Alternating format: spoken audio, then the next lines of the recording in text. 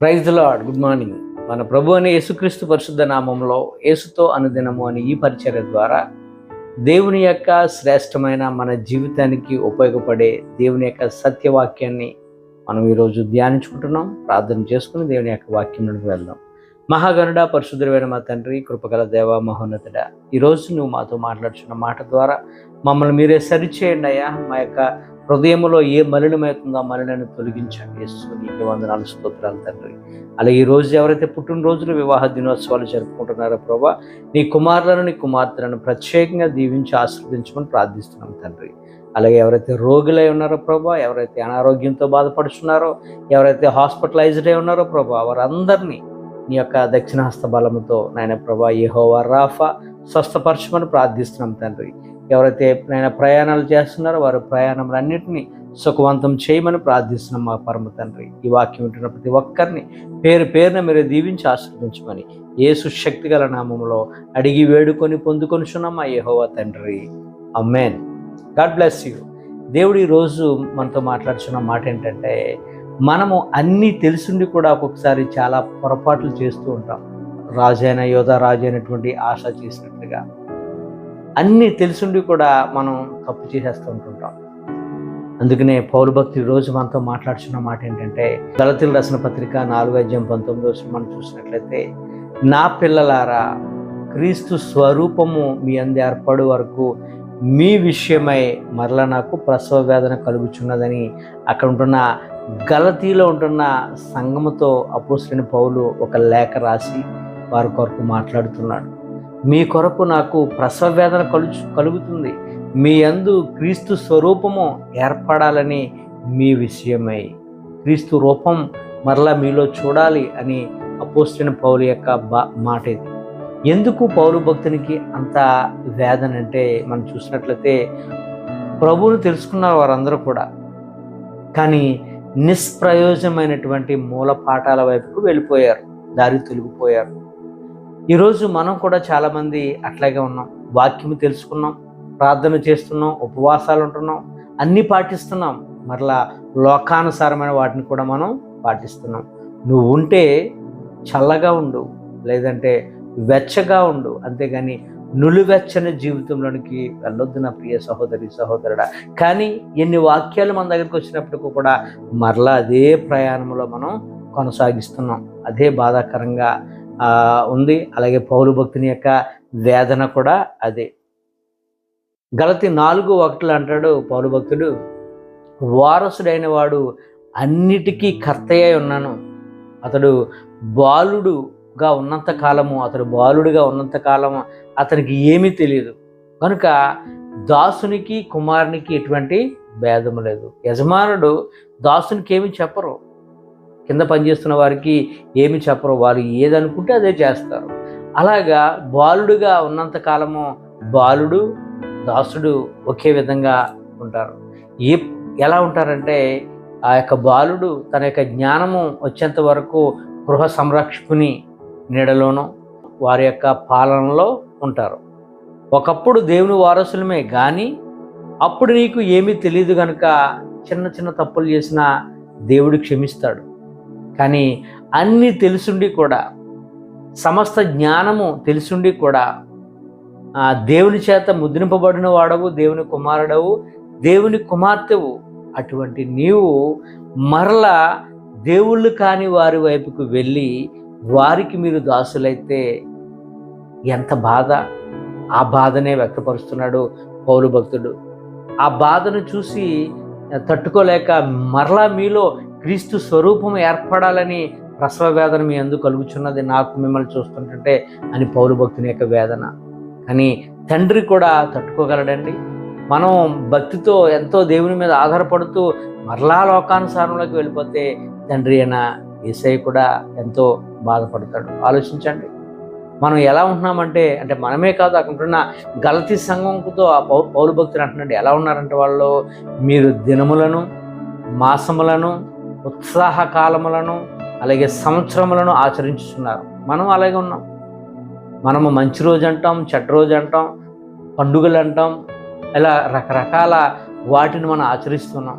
పౌలు భక్తుడు గలతీ సంఘంతో మాట్లాడే మాట కానీ ఈరోజు పరిశుద్ధాత్మ దేవుడు మనందరితో మాట్లాడుచున్నాడు. నా ప్రియ సహోదరి సహోదరుడా, మనం కూడా అట్లాగే ఉన్నాం. ఎవరికైనా ఏదైనా చిన్న జ్వరం వచ్చిందనుకోండి, మనం ఏం చేయాలి? ముందు ప్రార్థన చేసుకుని ట్యాబ్లెట్స్ వేసుకుంటే పోతుంది.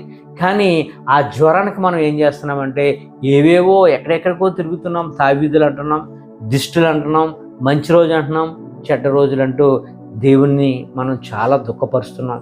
ఇదా నీ భక్తి? ఏమి కలిగి ఉన్నాం ప్రభులో? ఏమి నేర్చుకున్నాం మన యొక్క ఇంతకాలం యొక్క సువార్త జీవితంలో, ఇంతకాలం మన యొక్క క్రైస్తవ జీవితంలో ఇదేని మనం నేర్చుకున్నామా? ఒకసారి మనకు మనంగా చెక్ చేసుకున్నాం. ఏమి నష్టపోతున్నాం మనం? ఎవరికి దూరం అయిపోతున్నాం మనం? ఒకసారి ఆలోచన చేయన ప్రియ సహోదరి సహోదరుడా. ఇర్మీయా భక్తుడు అంటున్నాడు, అక్కడ ఉన్న ప్రజలతో మాట్లాడుచున్నాడు. 2వ అధ్యాయం 13వ వచనంలో, నా జనులు 2 నేరాలు చేస్తున్నారట. నా జనులు 2 నేరాలు చేస్తున్నారు. ఏంటి మొదటగా అంటే, జీవజల ఊటనైనా నన్ను విడిచి ఉన్నారు. ఆయన యొద్ద జీవజలం ఉంది, ఆయన యొద్ద సమృద్ధి ఉంది, ఆయన యొద్ద ప్రేమ ఉంది, ఆయన యొద్ద స్వస్థత ఉంది, సమస్తము ఆయన దగ్గర ఉన్నాయి. కానీ జనులు ఏమవుతున్నారంట? ఆయన్ని విడిచిపెట్టేస్తున్నారట. 2వదిగా, తమ కొరకు తొట్లను అనగా బద్దలై నీళ్లు నిలవని తొట్లను తొలిపించుకుని ఉన్నారు. నిష్ప్రయోజమైనటువంటిని కలిగి ఉన్నారు, లోకానుసారమైన వాటిని కలిగి ఉన్నారు. దానివల్ల ఏమి ప్రయోజనం? ఈ 2 నేరాలు నా జనులు చేస్తున్నారని ఇర్మీయా భక్తుల ద్వారా ఈరోజు మనందరితో మాట్లాడుతున్నాం. నా ప్రియ సహోదరి సహోదరుడా, మనం ఏం చేస్తున్నామంటే కనిపించే మెటీరియల్ థింగ్స్ వైపుకే మనం వెళ్ళిపోతున్నాం. దాన్నే సత్యం అనుకొని, అదే మేలు అనుకొని మనం వాటి గుండా జీవిస్తున్నాం. కానీ మనకు కనిపించిన దేవుడు నిత్యము మనతోనే ఉంటున్నాడు. కానీ ఆయనను మనం ఏం చేస్తున్నామండి? ప్రక్కన పెట్టేస్తున్నాం.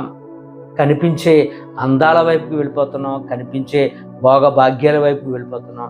పరిశుద్ధాత్ముడు నిలిచే మన యొక్క హృదయం అనే ఆలయంలో మనం లోకానుసారంగా జీవిస్తే, పాపంతో జీవిస్తే పరిశుద్ధాత్ముడు మనలో ఎలా ఉండగలడు?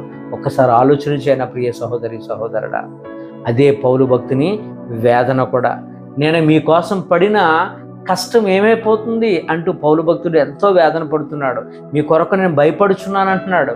పౌలు భక్తుడు సంఘము కొరకు దివారాత్రులు కష్టపడ్డాడండి.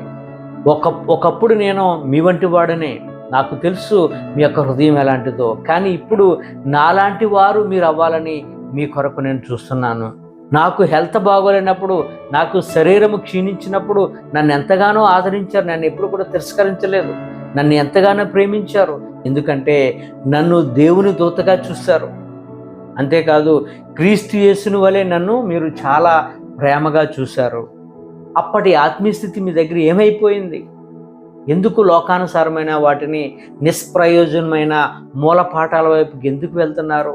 విగ్రహాల వైపుకి ఎందుకు వెళ్తున్నారని అపోస్తలుడైన పౌలు ఎంతో ఎంతో వేదన పడుతున్నాడు. ఇది తండ్రి ప్రేమ.